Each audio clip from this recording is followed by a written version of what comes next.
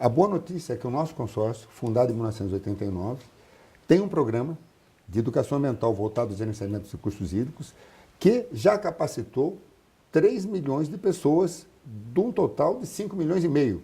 Por ano, nós temos 180 mil alunos que, através da sensibilização, fomento e planejamento, nós estamos mudando essa cultura.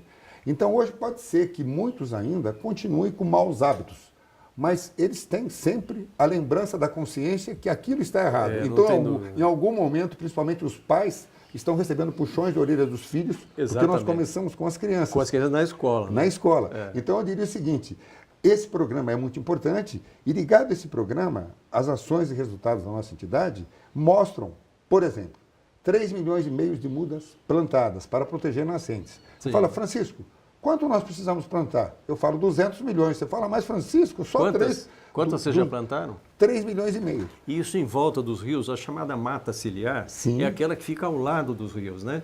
Protegendo o rio contra assoreamento. O assoreamento é aquela quantidade de terra e areia que, pela chuva, é trazida para dentro, que diminui a profundidade dos nossos rios, né? Eventuais acidentes com cargas perigosas, de um caminhão que tomba numa rodovia e tudo mais, quer dizer... Então, essa mata protege o rio. Nós fazemos esses plantios com as crianças também. Certo. E muitas crianças adotam essas árvores até que elas atingem o subbosque.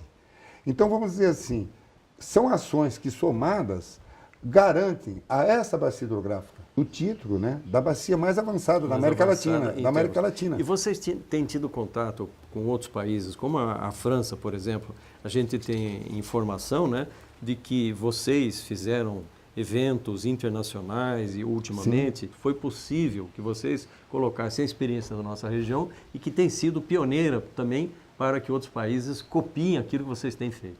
Sim, agora mesmo no Fórum Mundial da Água, no dia 16, nós tivemos um painel Brasil-França e nesse painel, declaração de um francês, da segunda maior agência de bacias da França, da Loire-Bretagne, foi o seguinte, que a velocidade dos resultados pelo gerenciamento dos recursos hídricos na nossa região, estão superiores aos da França. Perfeito. Ou seja, um exemplo que ele citou. Em 1989, quando o consórcio foi fundado, nós tínhamos 3% de tratamento de esgoto. Agora nós estamos ultrapassando 50%. Ou seja, os resultados aqui estão acontecendo, mas não estão acontecendo porque nós somos melhores do que as outras bacias hidrográficas. É porque o nosso problema é muito grande. Nós somos o segundo parque industrial do Brasil, que abastecemos o primeiro Parque Industrial do Brasil, que é a Grande São Paulo. Pois é. Então, se nós falharmos no gerenciamento dos recursos hídricos, o Brasil vai à falência. Então, não tem dúvida. É uma questão de sustentabilidade. Eu tenho aqui algumas informações. Por exemplo, para produzir um jornal, se gasta 423 litros de água. Para a gente produzir, por exemplo, um tomate, a gente gasta 30 litros. Para produzir 4 litros de leite, a gente gasta 15 litros de água. 1 quilo de carne bovina que vai para a sua mesa consumiu 15 mil litros de água. Em peso, dá 15 toneladas, tá certo? 1 quilo de arroz gasta-se de 500 litros a 1.400 litros. Como é que nessa escalada, se a população aumenta, se a necessidade de alimentação aumenta, o recurso hídrico ele é finito. Sim. E a necessidade de consumo humano não é finita, ela vai aumentando. Sim. Por exemplo, no mundo temos 7 bilhões de pessoas, daqui a 20 anos serão 9 bilhões de pessoas. Sim. Como é que faz para alimentar essas pessoas, sendo que isso exige um consumo de água tão grande como esse?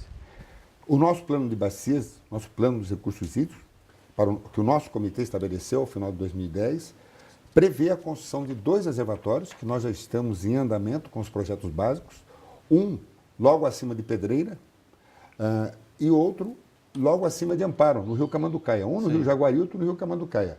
Isso vai fazer uma reservação equivalente a 8 metros por segundo. Seria 2 vezes o que Campinas consome. Tá. E a água de chuva também seria aproveitada ou não? Sim, 100% água de chuva, com mais as nascentes que estão contribuindo. Certo. Isso, por estar dentro da região metropolitana de Campinas, já nos dá um fôlego para esse crescimento vegetativo, para o crescimento industrial. Então nós, dos comitês de bacias, do consórcio PCJ e todos os envolvidos, nós já estamos tendo um planejamento futuro e ações futuras. Temos exemplos como Santa Bárbara do Oeste, que tem 3 reservatórios e abastece 180 mil habitantes. Então, Santa Bárbara do Oeste diz o seguinte, eu sou independente, eu não preciso da calha principal. E esse exemplo nós estamos tentando multiplicar para outros municípios. Para outros municípios. A água de reuso hoje, é uma saída para os Sim. problemas. Como é que vocês estão utilizando isso e incentivando os municípios a produzir essa água de reuso? A boa notícia é que, no anunciar que a cobrança viria, empresas como a Rodia reduziram em 50% o seu consumo. Sim, Só sim. com um consumo de uma Rodia significa 50% da cidade de Campinas, 2 metros cúbicos por segundo. E assim as outras grandes empresas, Petrobras, Replan, também fizeram trabalhos de reuso e fazem diariamente. Nós temos inclusive grupos dentro do consórcio que cuidam desse assunto. E nós até fizemos um trabalho há 2 anos, também com o apoio da Petrobras, para incentivar o reuso e o aproveitamento da própria água pluvial. Sim. Só que o que está acontecendo... Água pluvial é aquela que vem da chuva. Da certo? chuva, exatamente. Que todas as casas, residências, tenham a sua cisterna, ou no mínimo um projeto de lei que tramita nas câmaras aí, nas câmaras municipais, que é construções acima de 4 metros quadrados tem uma cisterna. Para usar essa água para quê? Para lavagem do pátio, nos sanitários, para molhar as plantas. Eu diria o seguinte, a questão do reuso, ela é importante, só que nós não temos ainda um total domínio sobre ela. Sim. Os próprios órgãos ambientais, como a CETESB, eles têm determinados cuidados, porque de repente você libera uma água de reuso e essa água não está adequada, Pode estar contaminada. Contaminada, exatamente. Então, está havendo todo um cuidado pelos órgãos gestores, mas nós estamos caminhando, e eu diria que aqui na nossa região, numa velocidade bastante avançada. Como é que cada pessoa pode pensar, participar de um processo de conscientização, de mudança de hábito, para que isso, no total, ajude a esse processo de valorização da água preciosa que é tratada? O nosso site, que é muito difícil, www.agua.org.br, ele tem todas essas orientações e mostra que você pode economizar até 60% da água numa residência. E na cidade americana, onde está a sede do consórcio, nós temos uma casa modelo Ecodecor. Certo. É uma casa toda ambientalmente indicada, tanto do ponto de vista do uso racional da água, quanto da energia elétrica. Certo.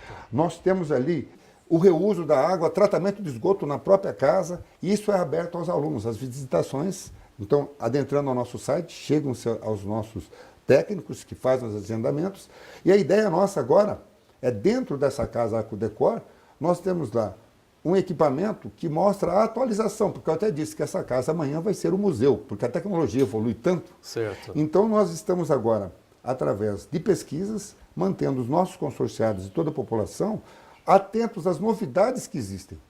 Não vai chegar uma hora que a água vai ser escassa no planeta, vai nos levar a um processo de redução do uso por pessoa? Como é que vai ser isso? O que o Fórum Mundial da Água preconizou foi uma palavra: sustentabilidade. Certo. Então a sustentabilidade passa desde os hábitos pessoais, quer dizer, eu vou escovar os dentes com a torneira fechada, barbear-me com a torneira fechada, tomar banho de no máximo 3 minutos, não vou usar vassoura hidráulica e vou também contribuir para denunciar um vazamento que eu veja numa rua, ou seja, que o cidadão incorpore as funções que os órgãos públicos têm que cumprir, ou seja, que nós façamos um mutirão pela sustentabilidade. Eu queria agradecer a você Eu por que agradeço pela oportunidade. essa lição que você nos deu sobre o uso da água. Tenho certeza que você fala em nome de todos os municípios com os quais tem interagido, Sim. as empresas da região. Então, essas lições que você nos trouxe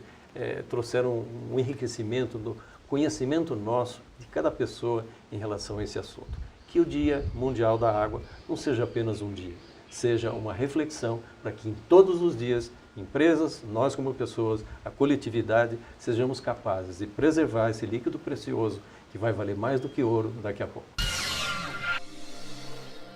Bom, pessoal, vamos para um breve intervalo e voltamos com um trabalho desenvolvido pelo grupo Circos da Unicamp.